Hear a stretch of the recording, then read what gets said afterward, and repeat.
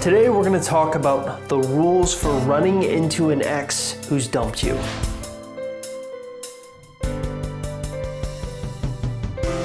So here's the thing. There's not a lot of articles, videos, or podcast episodes out there about the real rules for running into your ex. And a lot of what's out there is just generic. They don't really tell you what to do or what your goal should be. So I put in the time on this video and on my website to actually create the best resource for figuring out what to do when running into your ex who's dumped you.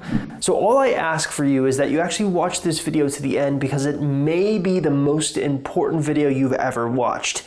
In it, I'm going to be talking about a brand new concept that I think will really resonate with you. But first things first. Before you should even watch this video or anything like that, you should probably first figure out if you even have a chance of getting your ex back. I mean, there's nothing worse than trying to get an ex back and a chance where you basically have a 0% odds of getting them back. So on our website, www.exboyfriendrecovery.com, I've put together a special quiz that's designed to sort of calculate an approximate score so you can get an idea of where you're at. Now, if you want to take this quiz, it is really easy. Just look in the description link below this YouTube video and click on that link. It'll take you directly to the quiz. Fill out all the answers. It shouldn't take you more than 2 minutes, and it will give you an approximate idea of where you stand with your ex. So with that out of the way, let's actually talk about the goal of this video, what we're trying to accomplish when we run into our ex. So it always kind of astounds me how little people really understand about the real interaction between when you accidentally run into your ex. They don't even know what to do or what the goal should be. So I've taken the liberty of outlining a goal for you. And the goal is actually really simple. When you run into your ex, your number one goal should always be to leave a lasting impression and give them something interesting to think about for when you're gone. Now, I'll be diving into that concept a lot more deeper lately, but let's talk about some of the basics when it comes to running into your ex. So, the first thing I'm going to tell you is when it comes to running into an ex, a lot of people try to force interactions. In other words, running into ex really isn't spontaneous. That's a bit of a problem because if you're actually trying to force an interaction with your ex when you're in the middle of a no contact rule, let's say, the results aren't going to be great.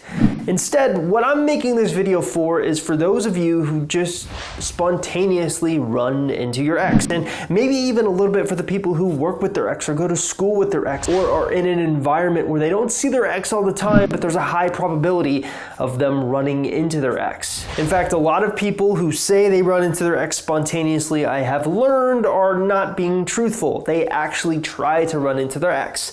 This video isn't for you kind of people, it's for the people who just spontaneously run into their ex and don't really know what they do, or the people who are going to be probably running into their ex and there's nothing they can do about it. So again, let's recap. Do not force a run-in with your ex, and overall, your goal whenever you see your ex in person should be to leave a lasting impression so that they're thinking about you after you leave. Now, let's set a couple of ground rules for running into your ex.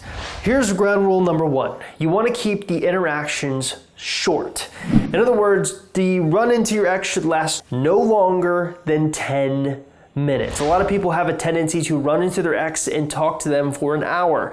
That's not what we're going to go. There is brilliance in brevity. Short interactions are going to stick in your ex's mind longer than long interactions will. So when you run into an ex who has dumped you, what you want to do is have a short, satisfying conversation. Of course, to complicate matters, not only do you have to have a satisfying conversation, but you have to have a 10-minute conversation in a way that sticks with your ex after you leave. So how do you do that? What is the way that you can accomplish that goal? Well, to level with you, I was running a blank when I was outlining this video. So ultimately, I turned to what I've been researching lately, and that's how stories are structured. I'm a big believer that stories are what makes a gigantic lasting impression on our lives. But some stories are told really well, while others are not.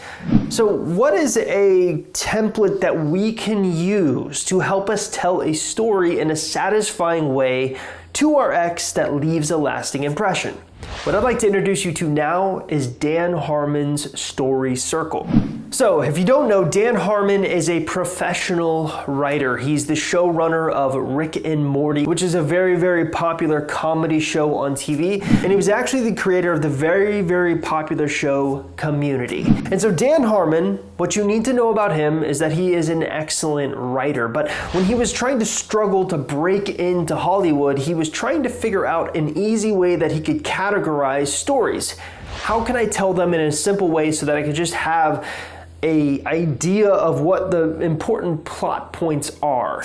And ultimately, after studying thousands of stories throughout his life, he found out that almost every single story follows the same pattern.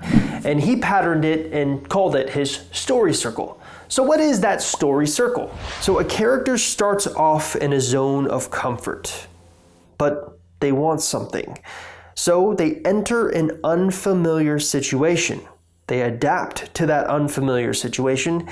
They eventually get what they wanted, but they pay a heavy price for it. Then they return to their familiar situation, having changed. So how can studying this story circle really help us learn how to tell a proper story that leaves a lasting impression on our ex? Well, usually I'm not a big fan of coming into interactions prepared with something to say, but what I will say to you is that generally speaking, when you enter into an unfamiliar situation where you're going to be running into your ex, you're going to be caught off guard and you're not going to have anything interesting to say. You're just going to think of the first thing you can say, like, hey, how's the weather? Or how have you been? Those are common things for people who don't really have anything interesting to say. So my recommendation for you, if you are in a situation where you think you're going to run into your ex, but you're not going to force that run-in with your ex, have a story planned in your back pocket, but it needs to be a story that resonates with him. Something that he can look at and think about after you leave. Now, to put this into practice, I'm actually going to tell you a very personal story using the story circle from my own life. This is a 100% true story and something that I've never told anyone outside of my family. So, here we go. Let's start at the top of the story circle. A character is in a zone of comfort. The character in this story is me, and my zone of comfort is I'm with my family. But something isn't quite right. There's this really interesting psychological concept that usually when our needs get met, we need to find a different problem to solve. It's just sort of the human brain's way of interacting. So even if 100% everything's perfect in your life, the chances are that there's something else that you want. And in this story, the thing that I want is alone time. While I love my family more than anything, sometimes it can be a little hard to get alone time with a daughter and a wife who are constantly at home while you work from home. So the one thing that I want is alone time. And then we are going to enter into an unfamiliar situation. In this case, this is something that I've never talked about on the YouTube video, but a few people in my private Facebook group know about it. In the past year and a half, I've had 3 surgeries for a pilonidial cyst. Now, if you don't know what a pilonidial cyst is, it's gross. I'm not going to post a picture about it because it would just disgust you, but essentially on the tailbone, a cyst grows and it creates a lot of pain. And eventually it's sort of like a sack of fluid that will burst and abscess and you bleed everywhere and you can't sit. And then it heals up and fills up again and this cycle just continues. So the only way to heal this is to get a surgery. So my unfamiliar situation is I had to get a surgery. So let's keep going on our story circle. Next, we must have the main character adapt to the situation. So I get a surgery of a pilonidial cyst. I have to do rehab, but the problem is the rehab doesn't go so well all the time. I didn't say the adaptation had to be well. In fact, the first surgery was botched by the first surgeon when they actually glued my wound together and it filled up and got infected, which required a second surgery, and then that surgeon infected it again, which required a third surgery where they cut the wound open and left it open to heal from the inside out. So a lot of times the reason why you've seen me active on the YouTube channel is because I literally cannot sit. The only thing I can do is stand and talk to you. Now, let's continue on our story circle. Next, we have the main character getting what they want. I got what I wanted, all right. Originally, I wanted alone time. I got as much alone time as I wanted. In fact, I got cordoned off to a section of my house so that I really couldn't even sleep next to my wife in our bed, because if she actually moved around in her sleep and accidentally hit my wound that was healing, it would be disastrous and very painful. So I got alone time. So the main character gets what they want, but next they have to pay a heavy price for it. So it turns out a lot of alone time isn't great for my mentality, I learned. I don't know if it was a situation with being in a lot of pain, being alone, missing a lot of my daughter's growing up. I mean, I missed a year and a half of her life, I feel like, but I grew very, very depressed. I paid a heavy price for that alone time that I wanted. So we get to the end of our story circle, only 2 more points left. First, the character returns to their familiar situation. So eventually, my wound heals. Technically, it's not 100% healed, but that's not gonna fit our story circle here. So our wound heals up. We've returned to our familiar situation. I no longer have that much alone time. And then we move up the story circle, showing that our main character has changed along the way. Because I got so much alone time, I had a better respect for people who go through chronic injuries in their life, but also, and more importantly, I learned the real true thing in life is not necessarily wanting so much alone time. It's actually interacting with those that you love. It's about watching them grow up. It's about enriching their lives and having them in turn enrich yours. In other words, I took them for granted. And it took that whole process for me not to take them for granted. That's how you tell a story. Now, generally speaking, the more profound the change for the main character throughout the story, the more profound the story becomes. That's actually why we resonate with a show like Breaking Bad. Through 5 seasons, this show sets up the nicest man in the world and turns him into the devil, essentially. But it's a slow process. We get to watch that plot beat happen.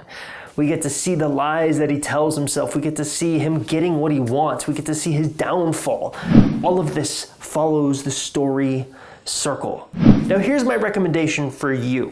It's not usually enough to tell a fake story, but what you can do is restructure real stories from your lives in this way, because it becomes a more profound story. It will stick in your ex's brain. So if you're gonna come in to an interaction prepared with a story in case you don't have anything interesting to talk about, what you need to do is try to find a way to reframe your life so that it fits these plot points, so that you have a change. Now, it's important to understand what your character wants, what you want in your story needs to actually affect the change you go through, because it's important for you to get what you want and then realize that it's not really what you want, or getting what you want teaches you a profound lesson. And I keep saying that word profound, not because it's a cool word to say, but because your interaction with your ex needs to be profound. And you only have 10 minutes. And you also need to make it seem natural. That's the thing a lot of people miss. Sometimes you can come in preloaded with a really cool, interesting story to tell, but it seems unnatural because you're not being natural in how you interact with your ex. So be natural, but also have a really good story to tell and practice telling it in the way of the story circle. Hey, thank you so much for getting to the end of the video. I know this took a little bit longer than normal, but the new story circle sort of idea, I think is something that could be a real game changer for those that try it. And you don't even have to just try it on your ex if you run into them. You can actually try it if you're interacting with them over the phone or in person. It's a great way to tell stories. But before we end this video, the first thing that you should do before you try any of this stuff is to take our X Recovery Chances quiz on our website. All you gotta do is simply look in the description link below and click it. It'll take you directly to the quiz and it will help you understand what kind of chance you have of getting your ex back. So I wanna end just by saying please like, comment, and subscribe to my YouTube channel. See ya.